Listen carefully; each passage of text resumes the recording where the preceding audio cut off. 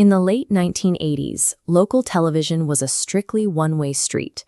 A handful of major stations beamed their programming down to millions of passive living rooms, operating from a position of absolute technical authority.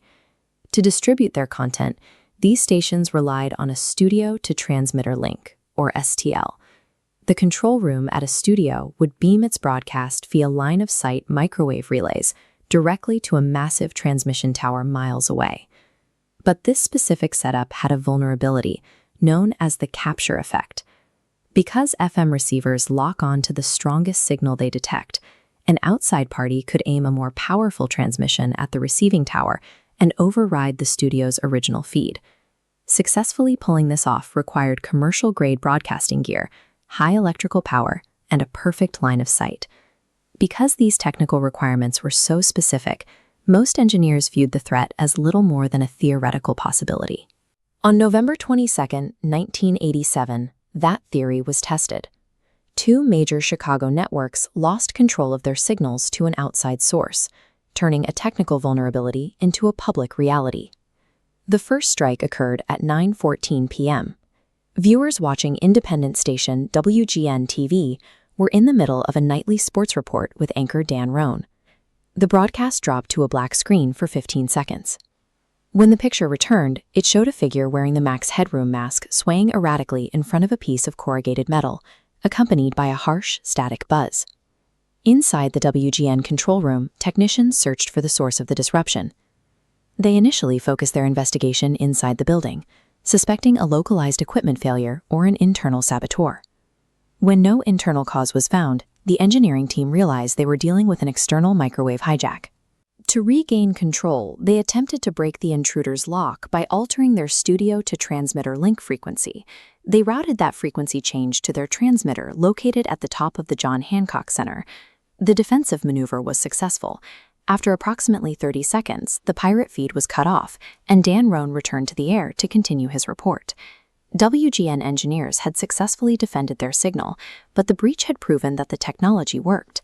The unknown perpetrators were still at large, and their next target would be less prepared to fight back. 2 hours later, at roughly 11:15 p.m., the attackers struck again. This time they targeted WTTW, Chicago's PBS affiliate, during a broadcast of Doctor Who. This second hack was far more elaborate. It included distorted audio, direct insults aimed at WGN staff, and a performance involving a person in a maid costume spanking the masked figure with a flyswatter. Staff at WTTW's headquarters monitored the feed with no way to stop it. Unlike the team at WGN, these technicians were unable to break the signal's lock. The station was vulnerable because of its infrastructure.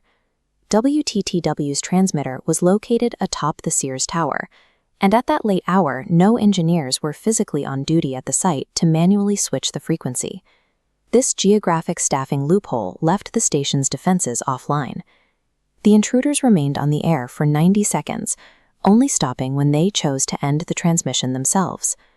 Hijacking a licensed broadcast signal is a federal offense. Soon after the broadcast ended, the Federal Communications Commission and the FBI launched intense investigations to locate the signal pirates. Investigators were looking for a highly specific set of suspects, a team with portable, commercial-grade transmission gear, and a direct line of sight to the towers in downtown Chicago. Despite the scale of the investigation, the search yielded no suspects.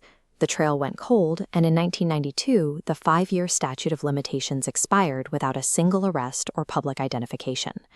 The use of the Max Headroom persona likely helped ensure the event's longevity. By using an artificial media icon associated with digital glitches and media satire, the hijackers turned a technical crime into a confusing performance piece. The 2009 transition to digital television made this type of brute force analog takeover impossible to repeat. The incident remains a mystery, a preserved analog time capsule of a night when the airwaves were seized by an unknown face in the static.